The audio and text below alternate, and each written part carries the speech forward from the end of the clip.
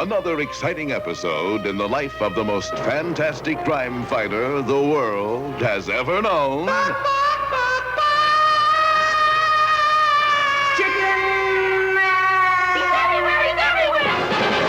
If you were anywhere near a radio in the late 1960s, the chances are that the cry you just heard worked its way into your consciousness at least as intensely as that spiel about speeding locomotives, tall buildings, and the American way. Commissioner's office. Listen carefully. Do not be alarmed. This is a friend, someone you know. I have cleverly disguised the sound of my voice so that anyone eavesdropping will not recognize who it is that's calling you. What do you want, wing warrior? If Chickenman is dear to your heart, take comfort in the fact that you're not alone.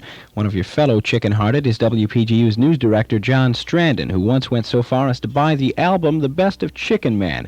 Somewhere along the line, though, probably when he was cuddling it in bed, John lost the album. I'm Charles Myerson, and this is Probe. When Strandon came to me with the Probe question, how can I replace my album, I couldn't help but check it out, not only because I, too, am a Chickenman freak, but because John Strandon is my boss. So I called the man most likely to have an answer, Dick Orkin, the creator and the voice of Chickenman, the commissioner, and a cast of other characters. Orkin's secretary tells us that a copy of The Best of Chickenman can't be had at any price these days. It's out of print. But Orkin's firm, the Chicago Radio Syndicate, is considering re-releasing that item. The fact is, however, that Chickenman is back on the airwaves again. Some rerun episodes, some new ones. A radio station in Carbondale, for instance, has been running the adventures of the great white-winged warrior in this past few months. As a matter of fact, a whole slew of Orkin-created series are currently in syndication, and those series, along with the many advertising spots Orkin produces, are making the former employee of WCFL in Chicago a pretty successful guy. As to how financially successful he is, Orkin doesn't like to talk about it. If you want to suggest that if you make a lot of money, you're successful, if that's your standard, we make a lot of money, so therefore we're successful. But I'm not so sure that you can always equate the amount of money people make with how successful they are. I know a lot of people in the broadcast business who make a lot of money, who, from my standpoint, aren't terribly successful in doing the work that they're doing. I don't think they do great radio. Anyhow, it all started back in the spring of 1966. My program director asked that I create a spoof of a spoof, if that was possible. And Chickenman was created in answer to the Batman thing, and although it was only intended to run about a month on one disc jockey's radio program, it was heard in other cities surrounding Chicago, and grew from a few cities to a nationally syndicated series in a 2 or 3 year period. That disc jockey, by the way, was the late Jim Runyon, who also narrated those original Chickenman episodes. The success of Chickenman eventually led Orkin into forming his own outfit, Dick Orkin Creative Services. Well, I left CFL in 1969 and decided to go into business for myself as a commercial producer, and it wasn't more than about 6 months I was into that when some people for whom I had produced, who had distributed the first series, Chickenman, in Dallas, Texas, asked if I would produce another series they could distribute. I was on my own now. And so Tooth Fairy was created as a kind of sequel to Chickenman, and was the second series into syndication. Yeah? Hello there. I'm the Tooth Fairy, and I doth come from Dr. Armadillo. Yes. Nurse Durkin. Henceforth, I, Newton J. Snookers, America's beloved Tooth Fairy, shall make this office my official working headquarters. Oh. And I shall go forth from this office out into the night, into the homes of people everywhere. And though justice, truth, and mercy be the greatest treasures of all, I will bring them cash. Nice. For the world must know, where there is one nickel, there is the glimmer of hope.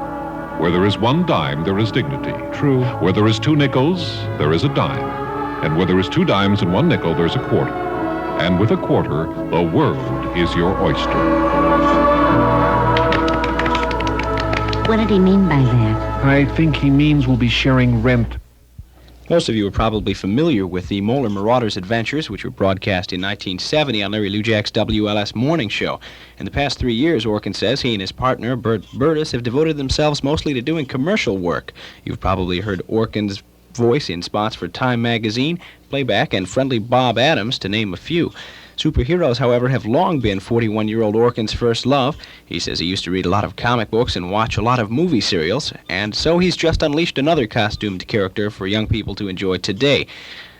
The character in question is the Masked Minuteman, whose adventures are being syndicated. They're being heard Tuesday, Thursday, and Saturday mornings on WGN in Chicago. What we've done is create a radio series that features as its hero America's first real superhero. He was a colonial who lived in the Revolutionary War times, and actually the series takes place right before the outbreak of the war, and his name is Fenton Flagg. He disguises himself as Francine Flagg by selling newspapers on a street corner, and as a means of keeping his identity secret as the Masked Minuteman, he sells newspapers as Francine Flagg, wearing a rotting hoop skirt and a wig. And the series is about his adventures as Francine, dressed in drag, standing on a street corner in Philadelphia. Well, what could top that? Orkin says he's got more in his mind right now. We're doing another series, Charlie, but it's premature to talk about what it is. I mean, they're going to be comedy series, and they'll be like Chickenman or Tooth Fairy. I mean, they'll have as a superhero. What I can probably tell you is that the new ones will probably deal with multiple superheroes rather than one. In other words, it'll be several people who are the subjects of the series, and the setting will be not too much unlike Chickenman and Tooth Fairy, but I think it's the premise is a little bit broader than we've had previously. Something maybe like a Chicken League of America is what Orkin has in mind. What criteria are used to come up with this stuff? Well, Bert Burtis says... We have a standard. It has to be dumb. We have a dumb quotient. We measure everything. It comes up to about 4 feet 11 on our door, and we measure every tape up against that, and it comes up to our dumb standard. We let it go. We have no such criteria for Probe, though. No item is too intelligent for us to tackle. Even though we couldn't get John Strandon another album, we're willing to try to help you with your problems. Just drop us a note here at Probe, care of WPGU, 1241 South Euclid, Champaign 61820, or call us Wednesday nights from 8 to 10 at 333-2016. Charles Myerson here. Probe is a pre-recorded presentation of WPGU News.